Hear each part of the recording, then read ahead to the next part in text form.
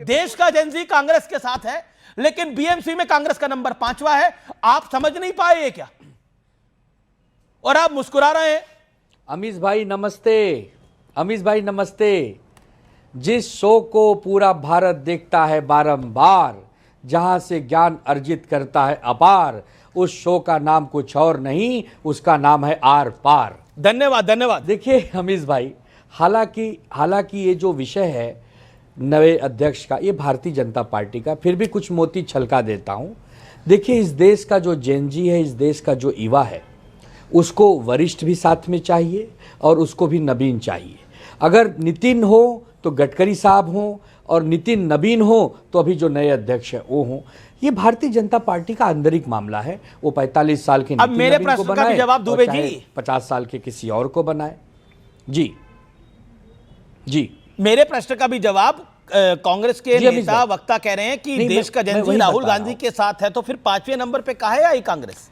बिहार में 6 सीटें काहे आई कांग्रेस? देखिए, राहुल गांधी जी स्वयं एक युवा हैं। वो अभी 55 वर्ष के हैं। अगर इस देश में सलमान खान 60 वर्ष के भी युवा हैं, युवाओं के दिलों की धड़कन है, तो राहुल गांधी जी तो 5 साल छोटे ही हैं। तो राहुल गांधी जी भी युवा हैं, अखिलेश जी भी युवा हैं, अपना नितिन नवीन भी युवा हैं, हम सब युवा ही हैं। आप भी युवा हैं, हम भी युवा हैं। और युवाओं पे आप जानते हैं कि प्रज्ञेश कुमार, माफ करिए आनंद दुबे, माफ करिए आनंद दुबे, उम्र नहीं पूछनी चाहिए, लेकिन आपकी उम्र पूछ ही लेता हूं। ऑन एयर कितनी उम्र है आपकी? मैं 45 साल का हूं। बताओ, नितिन नवीन की भी उम्र 45 है, आपकी भी 45 है। उम्र का हूं। वो कम से कम सपना तो देख सकते हैं अध्यक्ष बनने का। आप वो सपना भी नहीं देख पाएंगे, नहीं देख सकते ना आप भी। अरे हो सकता है मैं प्रधानमंत्री बन जाऊं। अरे कौन जानता है क्या लिखा है काल के कपाल। जी, आप कह रहे हैं गणेश कुमार, एक प्रज्ञेश कुमार जी के हो सकता है, तो राहुल जी 55 की उम्र में क्यों नहीं हो सकते? सुधांशु जी भी मुस्कुरा रहे हैं, आपकी आज्ञा से एक बहुत प्यारी कविता है, मुस्कुराए। बहुत प्यारी कविता है प्रज्ञेश जी की। हाँ जी अमीश भाई। हाँ बोलिए। युवाओं पर एक बहुत प्यारी कविता, अगर आपकी इजाजत हो 10 सेकंड में कह देता हूं। जी जी जी। युवा का अब आगाज हो, एक नया अंदाज हो, सिंह की आवाज हो, हर युवा जाबाज हो, हृदय विशाल जहाज हो, निर्भीक समक्ष यमराज हो, उज्जवल आभा मय पुखराज हो, योग्य योद्धा योगिराज हो, जहां उम्र की दराज हो वहां बड़ों का लिहाज हो, हर ताज में सरताज हो, सर्वत्र यही रिवाज हो, बुराई पर ऐतराज हो, नाकामी पर नाराज हो, सुशिक्षित सुरक्षित स्वराज हो, हर युवा युवराज हो, हर बहन का वो नाज हो, भाई बहन का समाज हो, कभी न हुआ वो आज हो, युवा का अब आगाज हो। ये देश युवाओं का है। स्वामी विवेकानंद जी को देखता है। सलमान खान 7 के हैं, राहुल जी 55 के हैं, भगत सिंह। ये तो नई परिभाषा ही गढ़ गए भाई साहब। देखिए, एक तो मैं, इन्होंने युवाओं के ऊपर कविता सुनाई, तो मैं भी बता देना चाहता हूं आनंद दुबे जी, हमारा युवा कैसा है कि नित करने को बलिदान जवानी जागा करती है, युग करने को निर्माण जवानी जागा करती है। जब देश के ऊपर विपदाओं के बादल छाते हैं, नित नई चुनौती लेकर के जब दुश्मन आते हैं, तब करके शरसंधान जवानी जागा करती है, और नित करने को बलिदान जवानी जागा करती है। और आगे की पंक्ति पे ध्यान दीजिएगा, जब गजनी के आक्रमणों का आतंक समाया हो, जब सोमनाथ के मंदिर ने सम्मान लुटाया हो, तब बन करके चौहान जवानी जागा करती है, युग करने को निर्माण जवानी जागा करती है, नित करने को बलिदान जवानी जागा करती जी। देश का सबसे, अमीश जी, देश का सबसे बड़ा शो है, प्राइम टाइम का सबसे ज्यादा देखे जाने वाला कार्यक्रम है। आनंद दुबे ये सलमान खान के 60 साल की बात करके, मेरे साथ भी मुंबई से एक मेहमान जुड़ने वाले हैं, लेकिन वो ना 60 के हैं ना 55 के हैं, वो आपको बचपन से जानते हैं। मैं उनको भी स्टूडियोज में बुलाऊंगा। आनंद दुबे में क्यों point 20 second 5 second. Bharatiya Janata party युवाओं से इतना प्यार करती है कि कांग्रेस के युवा को उड़ा ले गई जतिन प्रसाद, ज्योतिरादित्य सिंधिया, नवीन जिंदल, एकनाथ शिंदे ले गए मिलिंद देवरा, ये दूसरे को भी युवाओं को अपना बनाती। तो कितना बड़ा सागर है। ये कहती है युवा कहीं का भी हो मेरे पास आओ, युवा बन जाओ। तो ये युवाओं को कितना प्यार करती है, कितना महान समझती है, ये भी हमने देखा है, ये भी हमने सुना है। लेकिन खैर, ये इनके अंदरूनी मामला है। नितिन नवीन जी को हम बधाई देंगे कि आप अच्छा काम करिए, आप पार्टियां मत तोड़िए। लेकिन ये जो कांग्रेस पार्टी कह रही है, इसका जवाब आपने नहीं दिया।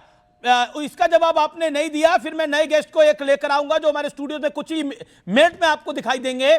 एक बड़ा सरप्राइज है व्यूअर्स के लिए। मैं आपसे पूछता हूं, इस पर आपने कुछ नहीं बोला जो कांग्रेस कह रही है कि देश का जेनजी कांग्रेस के साथ है। अगर जेनजी कांग्रेस के साथ है तो 5वें नंबर में बीएमसी पे क्यों आई है कांग्रेस पार्टी?